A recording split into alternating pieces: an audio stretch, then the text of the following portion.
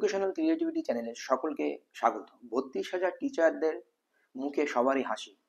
দীর্ঘ 2 বছর 2.5 বছরের লড়াইয়ের পরে আজকে তাদের ফাইনালি জয় হলো। কত কুৎসা, কত রটানো যে 2017 পুরো চাকরি বাতিল হবে, এরকম একটা বিষয়।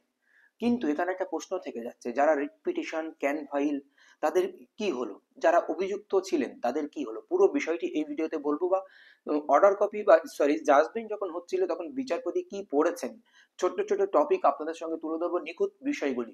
বা 32,000 টিচারদের অর্ডার হলেও কি মাথায় কিন্তু চিন্তার ভাঁজ কমছে না, তাদের বর্তমানে করণীয় কি, সমগ্র বিষয়টি এই ভিডিওতে আপনাদের স্পষ্টভাবে আমি উল্লেখ করব। দেখুন, জাস্টিস অভিজিৎ গঙ্গোপাধ্যায় যে 12ই মে 2023-এ যে অর্ডারটি এসেছিল, সেই অর্ডারটি এক প্রকার সেট অ্যাসাইড হয়েছে, কারণ সেই অর্ডারকে রক্ষা করেছেন জাস্টিস তপব্রত চক্রবর্তী।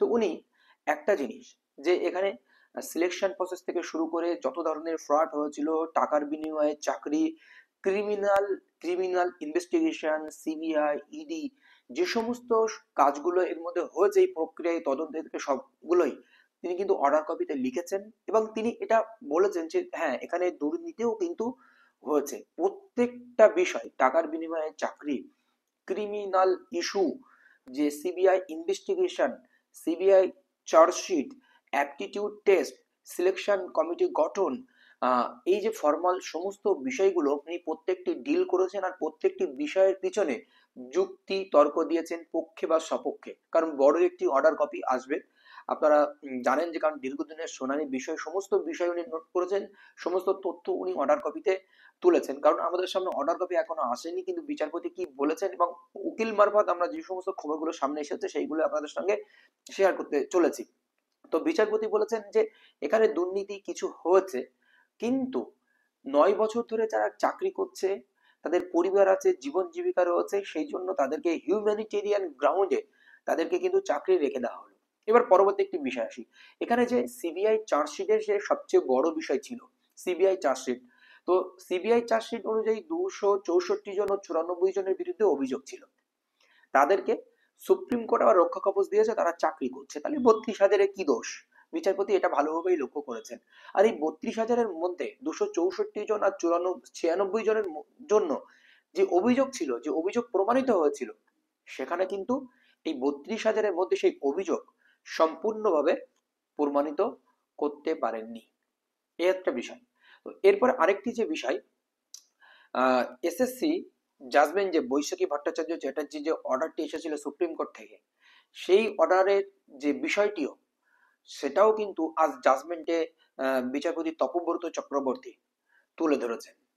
তো এই হচ্ছে মূলত অর্ডার কপির বিষয়বস্তু। আরেকটা জিনিস, সিবিআই ইডি যে তথ্য দিয়েছে চাকরি বাতিল করার জন্য, বা চাকরি বাতিল হবে, বা 32,000 টিচারদের বিপক্ষে হোক আর পক্ষে হোক, যে তথ্যটি দিয়েছে সেই তথ্যটি 32,000 চাকরি বাতিল করার জন্য যথেষ্ট নয়। আরেকটা কি, পিটিশনারদের অ্যাপটিটিউড টেস্ট হয়নি। একটা প্রশ্ন, যে অ্যাপটিটিউড টেস্ট হয়নি, আপনারা জানেন। তো এই অ্যাপটিটিউড টেস্ট যে হয়নি, তার জন্য পিটিশনাররা যে তথ্য কোর্টের কাছে দিয়েছেন, সেই তথ্য জজ মনে করছেন সাফিসিয়েন্ট নয়। কারণ অ্যাপটিটিউড টেস্ট হয়নি, এটা নিয়ে জজের সন্দেহ রয়েছে, কারণ পিটিশনাররা যে তথ্য দিয়েছেন সেটা জজের কাছে সাফিসিয়েন্ট মনে হয়নি। সিলেকশন কমিটি নিয়ে যে সমস্যা ছিল, সেই সিলেকশন কমিটির যে বিষয়টি, আহ, উম, পর্ষদ সঠিক উত্তর গতদিন দিয়েছেন বা কোর্টকে স্যাটিসফাই করতে পেরেছেন, এরকম একটি বিষয়। সবচেয়ে যে বিষয়টি, 9 বছর চাকরি করার পরে তাদের জীবন জীবিকার লড়াই, তার জীবন জীবিকা রয়েছে, তাদের কি হবে, এরকম একটি বড় বিষয় বিচারপতি বলে কিন্তু এই অর্ডারটি দিয়েছেন। এবার দেখুন, এবার ক্যান বা রিট পিটিশন যারা রয়েছে তাদের কি হলো। এবার একটা জিনিস বলে দিই, যাদের বিরুদ্ধে অভিযোগ রয়েছে, ধরুন এই টিচারের বিরুদ্ধে অভিযোগ, ওই টিচারের বিরুদ্ধে অভিযোগ, যে টাকা দিয়ে চাকরি পেয়েছে, তাদের যে মামলা যেখানে যা চলছে, সুপ্রিম কোর্ট যদি চলুক, সুপ্রিম কোর্ট শুনবে, বা সিঙ্গেল বেঞ্চে সেই মামলা যেভাবে চলছে সেইভাবেই চলবে, ইন্ডিপেন্ডেন্ট যে রিট গুলো রয়েছে। এবার ক্যান ফাইল যারা কি হলো, ক্যান সবকিছুই ডিসপোজ করে দেওয়া হয়েছে। এখানে যে একটা মীমাংসা হবে, যে চাকরি হবে পিটিশনারদের, এরকম কোনো কিছুই কিন্তু আজ হয়নি। কিন্তু যাদের ইন্ডিপেন্ডেন্ট রিট পিটিশন রয়েছে, সেই ইন্ডিপেন্ডেন্ট রিট পিটিশন গুলো কিন্তু সিঙ্গেল বেঞ্চে শুনবে। সিঙ্গেল বেঞ্চ যদি সেটা প্রমাণিত করতে পারে হ্যাঁ এরা যোগ্য, তাহলে সিঙ্গেল বেঞ্চ তাদেরকে চাকরির অর্ডার দিতে পারে। তাহলে ইন্ডিপেন্ডেন্ট রিট পিটিশনের উপর ভিত্তি করে যারা ক্যান ফাইল করেছে তাদেরকে আবার সিঙ্গেল বেঞ্চের চালান করলো। আর একটা জিনিস আপনাদেরকে বলতে হয়, যে ক্রিমিনাল ইস্যু হয়েছিল সেই ক্রিমিনাল ইস্যুগুলো কিন্তু বিচারপতি ওখানে নোট ডাউন করেছেন, এবং সিঙ্গেল বেঞ্চের যে রাইটই ছিল সেগুলো বিচারপতি আহ পড়েছেন, যে কি কি হয়েছে বা কি কি করেছেন সবগুলো বিস্তারিত করেছেন। এইবার একটা জিনিস, এই মুহূর্তে যে আমরা খবর পেয়েছি, আমরা ইতিমধ্যে যে অ্যাডভোকেট ছিলেন এই মামলার সিঙ্গেল বেঞ্চের তরুণ্যজ্যোতি তিওয়ারি প্রধান ভূমিকায় ছিলেন, উনি বলেছেন যে আমরা খুব শীঘ্রই এসএলপি করতে চলেছি, এর বিরুদ্ধে সুপ্রিম কোর্টে এসএলপি করছি। তো এরকম একটি বিষয় কিন্তু রয়েছে। এইবার 32,000 শিক্ষক শিক্ষিকাদের এখন কি করণীয় এই মুহূর্তে?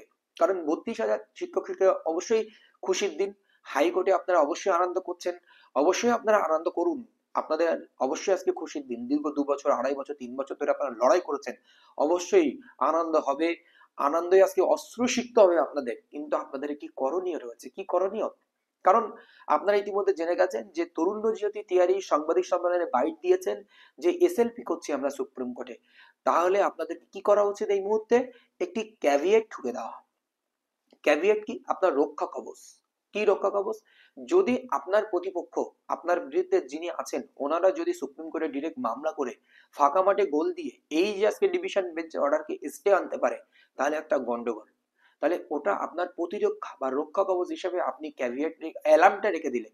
কেউ যখন এই মামলা নিয়ে সুপ্রিম কোর্টে যাবেন ওই অ্যালার্ম আপনার বাজবে, সেই অ্যালার্ম অনুযায়ী আপনিও তখন সুপ্রিম কোর্টে রেসপন্ডেন্ট হবে বা মানে যে কোনো পার্টি হিসেবে ঢুকতে পারবেন, গিয়ে তাদেরকে অপোজ করতে পারবেন। সেই জন্য আপনাদের প্রথমেই উচিত আজই বা কালকের মধ্যে যে কোনো প্রক্রিয়ায় সুপ্রিম কোর্টে কি ক্যাভিয়েট করে দেওয়া। আজই করুন, এখনো 4টে সুপ্রিম কোর্ট দীর্ঘক্ষণ খোলা থাকবে, আজই করুন বা কালই করুন, একটা ক্যাভিয়েট করুন। নাই তারা ফাঁকা মাঠে গোল দিয়ে আজকে অর্ডার কপি বা আজকে জাজমেন্ট কপি এটা কিন্তু সেট অ্যাসাইড করে নিয়ে আসবে, এরকম একটি বিষয়।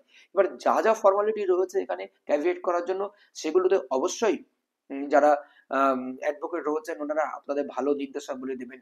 এই হচ্ছে আজকের সামগ্রিক আপডেট। তাহলে মূলত সিঙ্গেল বেঞ্চের রায় সেট অ্যাসাইড হয়েছে, এখানে মীমাংসা সূত্র কিছু হয়নি, কারণ চাকরি হয়নি, কিছুই হয়নি। কিন্তু কেন হয়নি জানেন চাকরিটা?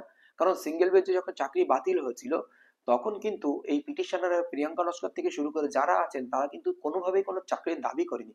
বিচারপতি এটা নোট ডাউন করেছিলেন শুনানিতে। কিন্তু তাদের দাবি ছিল চাকরি পাওয়া, কিন্তু যখন তাদেরকে চাকরি দেয়নি সেটা তারা চ্যালেঞ্জ করুক, সেইভাবে চ্যালেঞ্জ করতে পারতো, বা তাদের রিট কপিতে একরকম দাবি কিন্তু শুনানিতে তাদের আর একরকম দাবি। সব মিলিয়ে বিচারপতি বিষয়টা পাজেল হয়ে গিয়েছিলেন।